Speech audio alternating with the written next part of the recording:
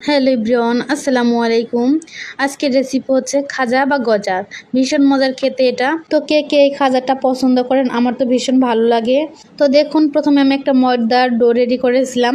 পরোটার ডো যেভাবে রেডি করি এটাও সেভাবে রেডি করেছিলাম। তো এখন আমি সবগুলো রুটি এভাবে বেলে নিব। রুটির থিকনেসটা ঠিক কেমন হবে দেখে বুঝে নেবেন। তো সবগুলোই আমি অফ ক্যামেরায় বানিয়ে নিয়েছি। এখন আমি এটার উপর তেল দিয়ে আর সামান্য পরিমাণে কর্নফ্লাওয়ার দিয়ে এভাবে ছড়িয়ে নিব।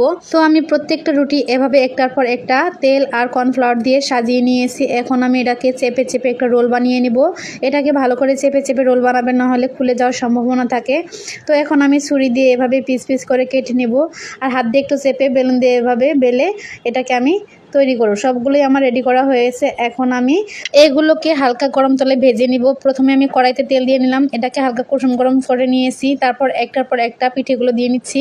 এখন আমি এটাকে এপিট ওপিট গোল্ডেন কালার করে ভেজে নিব। দেখুন আমার কালার চলে এসেছে। এখন আমি এগুলোকে তেল ঝরিয়ে উঠিয়ে নিব। এটা ভাজার পর অনেকটা পরিমাণে ক্রিস্পি হয়েছিল, এমনিতেও অনেক মজা লাগছিল। আমি এমনিতেই একটা দুটা খেয়ে নিয়েছিলাম। তো এখন আমি চিনির শিরাটা রেডি করব। তো প্রথমে আমি 1.5 কাপের কিছুটা কম চিনি নিয়েছি।